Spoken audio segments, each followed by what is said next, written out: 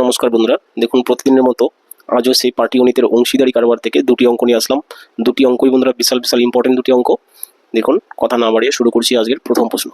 তো প্রথম প্রশ্নটি কি বলেছে দেখুন, বলেছে এ ও বি যথাক্রমে 16,000 টাকা ও 12,000 টাকা নিয়ে একটি অংশীদারি ব্যবসা শুরু করে। 3 মাস পর এ 5,000 টাকা তুলে নেয়, কিন্তু বি 5,000 টাকা আরও নিয়োগ করে। এর 3 মাস পর সি 21,000 টাকা ব্যবসাতে নিয়োগ করে। বি ও সি এর লাভের পার্থক্য কত টাকা যখন 1 বছরে তাদের 26,400 টাকা লাভ হয়? দেখুন, প্রশ্নটা অনেক বড় দিয়েছে, কিন্তু যখন আপনি বুঝবেন অঙ্কটা বন্ধুরা খুবই খুবই সহজ একটি অঙ্ক। এটা এসএসসি সিজিএল এর টায়ার 1 এক্সাম 2015 সালে এসেছিল। ঠিক আছে, আচ্ছা যাই কথা না বাড়িয়ে দেখুন কীভাবে করছি। তাহলে দেখুন, আমরা পরপর তিনজন, যেহেতু এ বি সি তিনজন বন্ধু রয়েছে, তিনজন বন্ধুরই আমরা মূলধনটাকে লিখে নিব। তাহলে এ আর বি যথাক্রমে কত টাকা দিয়েছিল? 16,000 টাকা আর 12,000 টাকা। অর্থাৎ এর হচ্ছে 16,000 টাকা আর বি এর হচ্ছে কত? 12,000 টাকা। ঠিক আছে, এটা আমরা স্টোটাও দিয়ে দিলাম, একটু দূরে দিচ্ছি। এবার সি এর কত টাকা দেখুন, সি দিয়েছিল বন্ধুরা 21,000 টাকা। এবার কি আমরা কি করবো, এক মাস হিসাবে তাদের মূলধনের অনুপাত বা লাভ্যাংশ বন্টনের অনুপাতটা আমরা বের করবো ধীরে ধীরে। দেখুন, এ কি করেছে দেখুন, এ আর বি দুজনেই 16,000 আর 12,000 টাকা দিয়ে ব্যবসা শুরু করেছিল। এবার বলেছে 3 মাস পর এ 5,000 টাকা তুলে নেয়। অর্থাৎ এই যে 16,000 টাকা এর, এই টাকাটা বন্ধুরা কিন্তু 12 মাস কাটবে না, তাই না? 3 মাস কাটবে, কারণ 3 মাস পরে তার মূলধনটা কমে যাবে। তাহলে যে টাকাটা 3 মাস কাটবে সেটা আমরা 3 মাস দ্বিগুণ করে দিলাম। ঠিক আছে, এবার কি প্লাস দিয়ে 3 মাস পরে তার কত টাকা মূলধন থাকবে? এই 16,000 টাকা থেকে এ কি করবে, 5,000 টাকা তুলে নেবে। তাহলে 16,000 থেকে যদি 5,000 টাকা তুলে নেয়, তাহলে থাকছে আর 11,000 টাকা, তাই না? সেই 11,000 টাকা কত মাস কাটবে? সেই 11,000 টাকা কাটবে বাকি মাস। অর্থাৎ 1 বছরের মধ্যে 3 মাস চলে গেছে। তাহলে 3 মাস চলে গেলে আর থাকছে কত মাস? 9 মাস, তাই না? দেখুন, এটা আমি মুখে মুখে করছি, 12 থেকে 3 বিয়োগ করলে 9 মাস হচ্ছে। আমি আরও একবার বলছি বন্ধুরা, দেখুন এই 16,000 টাকা ব্যবসা, 16,000 টাকা নিয়ে ব্যবসা স্টার্ট করেছিল, কিন্তু এই 16,000 টাকা 3 মাস কেটেছে পুরোপুরি। তারপরে কি করবে, এর মূলধন কমে যাবে। কত টাকা কমে যাবে? 5,000 টাকা। তাহলে 16,000 থেকে 5,000 আমি বিয়োগ করে দিলাম, তাহলে কত? 11,000 টাকা। সেই 11,000 টাকা খাটবে কত মাস? বাকি 9 মাস। তার জন্য আমি 9 দিয়ে গুণ করলাম। তাহলে বন্ধুরা এই হলো এর গল্প। এরপর চলে আসছি বি এর গল্পে। বি কি করেছে দেখুন, কিন্তু বি কি করেছে, তুলে না নিয়ে আরও 5,000 টাকা জমা দেন। তাহলে দেখুন, এই যে বি এর প্রথমে 12,000 টাকা দিয়েছিল, এই 12,000 টাকা পুরোপুরি 12 মাসই খাটবে, প্লাস আরও কিছু প্লাস হবে। কেন কি, পরে তিনি আরও টাকা জমা দিয়েছেন। কত টাকা জমা দিয়েছেন? আরও 5,000 টাকা জমা দিয়েছেন। তাহলে আমি আরও 5,000 টাকা লিখলাম। এবার কত মাস পরে জমা দিয়েছেন? 3 মাস পরে, তাই না? তাহলে আরও 3 মাস পরে যদি এই 5,000 টাকা বি জমা দিয়ে থাকে, তাহলে বাকি যে থাকছে কত মাস? 9 মাস। 3 মাস চলে গেছে, তারপরে জমা দিয়েছে, অর্থাৎ এই বাকি 9 মাস কিন্তু তার এই 5,000 টাকাটাও খাটবে। আবার বলছি বন্ধুরা, বিয়ের ক্ষেত্রে দেখুন 12,000 টাকা নিয়ে ব্যবসা স্টার্ট করেছিল, পুরোপুরি এই 12,000কে 12 দিয়েই গুণ করতে হবে, কারণ 12,000 টাকা 12 মাসই খাটবে। তারপরে তিনি আরও কিছু টাকা জমা দিয়েছেন 3 মাস পরে, কত টাকা? 5,000 টাকা। তাহলে এই 5,000 টাকা যেহেতু 3 মাস পরে দিয়েছে, তাহলে 12 মাসের মধ্যে 3 মাস কম কাটবে।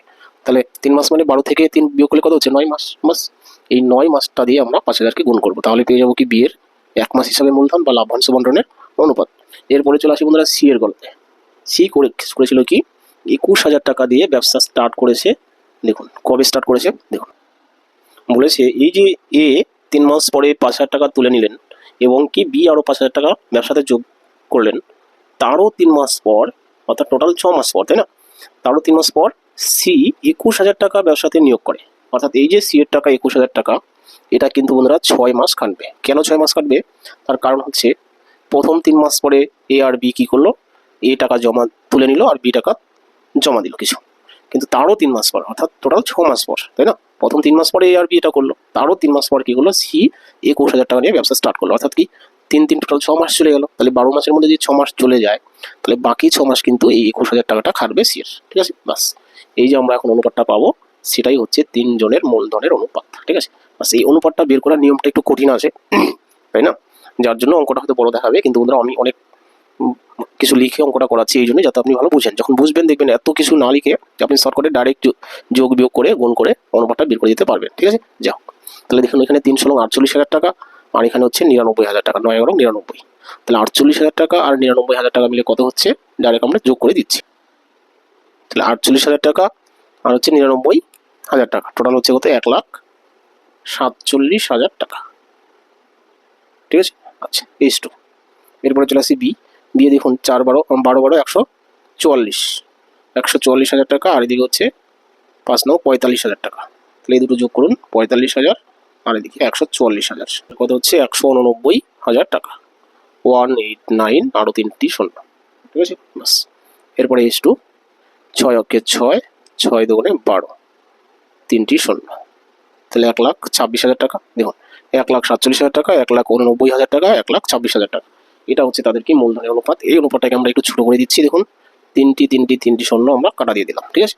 আচ্ছা, এই অনুপাতটাকে যদি আরো ছোট করা যায় আমরা করে নিব, ঠিক আছে। দেখুন 7 দিয়ে ভাগ যাচ্ছে, 7 দুগুণে 14, 7 অক্ষে 7, 7 দিয়ে যাচ্ছে, 7 দুগুণে 14, এখানে আছে 18, 14 15 16 17 18, 4 থাকলে 49, 7 7 49, এটাও কেউ 7 দিয়ে, 7 অক্ষে 7, 7 থেকে 12 পর্যন্ত যাব, তাহলে 5 56, 7 8 56।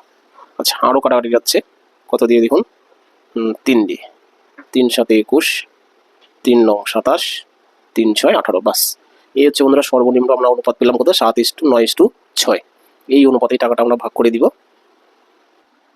আমরা শুধু বের করবো বি আর সি এর টাকা। কেন কি প্রশ্ন করেছে যে বি ও সি এর লাভের পার্থক্য কত, তাহলে বি পাবে কত আর হচ্ছে সি পাবে কত, এটা আমরা বের করবো, ঠিক আছে। তাহলে আমাদের হয়ে যাবে, দেখুন মোট লাভ হয়েছে কত টাকা, লাভ হয়েছে 26,400 টাকা ইন্টু বাই। এবার দেখুন এই বাইয়ের নিচে কি হবে, এই 3টি সংখ্যার যোগফল বা অনুপাতের যোগফল হবে, ঠিক আছে। তাহলে অনুপাতের যোগফল আমরা করছি, দেখুন কত হচ্ছে 22, তাই না, 9 6 15, 15 আর সাথে হচ্ছে 22, তাহলে অনুপাতের যোগফল আমরা বসিয়ে দিলাম 22 নিচে।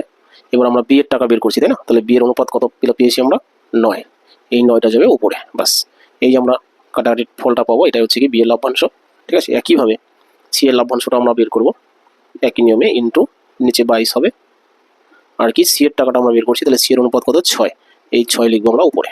আমি দুটোই লিখে নিলাম, এবার কাটাকাটিটা করছি, ঠিক আছে। দেখুন কাটাকাটি কত হচ্ছে, 11 দিয়ে করছি, 11 দুগুণে 22, 11 দুগুণে 22, 4 11 44, দুটি শূন্য, ঠিক আছে।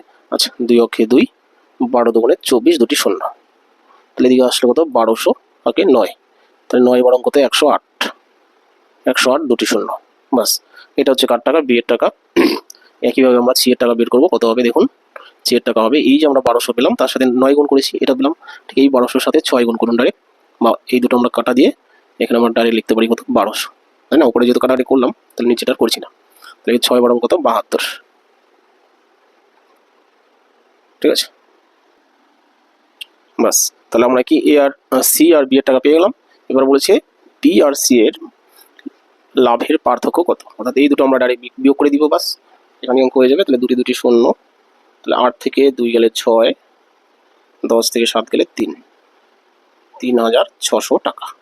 এটা হচ্ছে বন্ধুরা কি বি আর সি এর লাভের পার্থক্য, ঠিক আছে, 3,600 টাকা।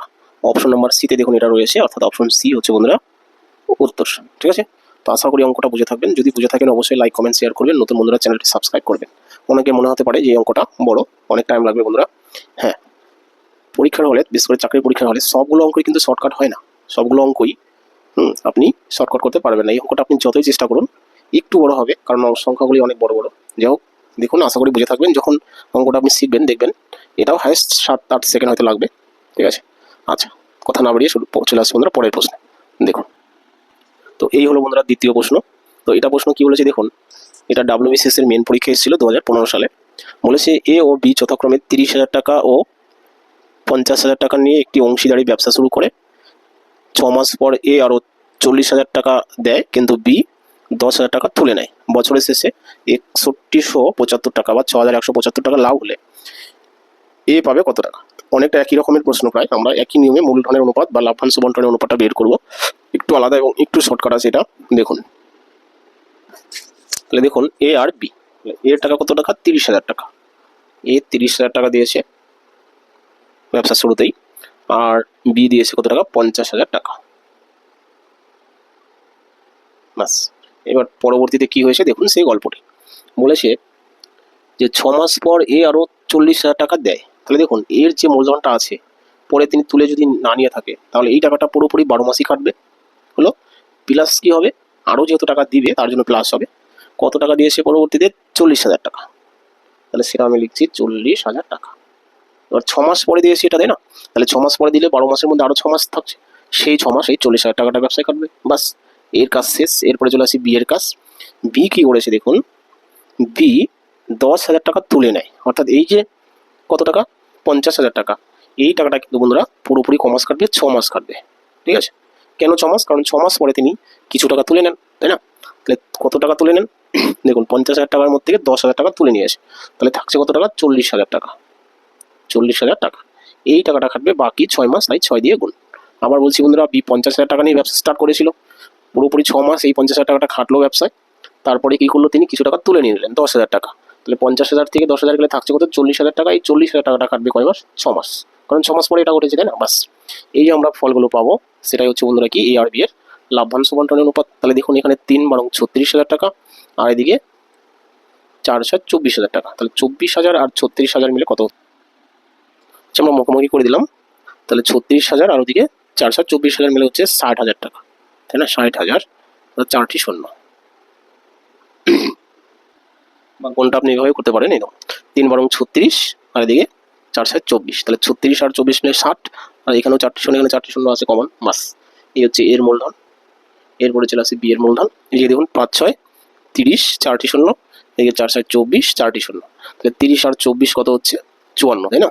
30 আর 24 হচ্ছে 54, তাহলে 54, তারপরে হচ্ছে 4টি শূন্য, ঠিক আছে।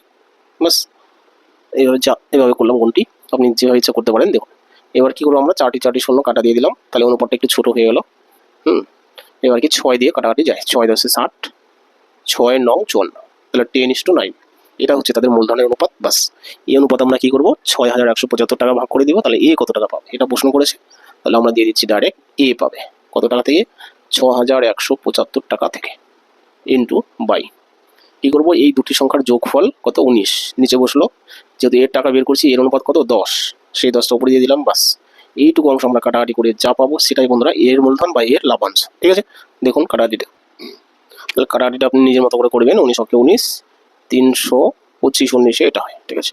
তাহলে কত হচ্ছে দেখুন, 32 5 একটা শূন্য, অর্থাৎ 325কে যদি আমি 10 দিয়ে গুণ করি, একটা জাস্ট শূন্য হবে, তাহলে 3250 টাকা। এটা হচ্ছে কার টাকা, এর টাকা। দেখুন কোন অপশনে আছে এটা, 3250 টাকা রয়েছে অপশন নম্বর ডি, ঠিক আছে। WBCS এর মেন পরীক্ষা ছিল 2015 সালে। তাহলে এই অপশন ডি হচ্ছে বন্ধুরা উত্তর, ঠিক আছে, অপশন ডি। তো আশা করি অঙ্কটি বুঝে থাকবেন। টোটাল ক্লাসটি দেখার জন্য ধন্যবাদ। যদি ক্লাসটি ভালো লেগে থাকে, আমার ট্রিক্সটি যদি আপনার ভালো লেগে থাকে, অবশ্যই লাইক কমেন্ট শেয়ার করবেন। আর যারা আমার চ্যানেলটি নতুন দেখছেন তারা অবশ্যই চ্যানেলটি সাবস্ক্রাইব করবেন, ঠিক আছে। আচ্ছা রাখছি বন্ধুরা, থ্যাংক ইউ।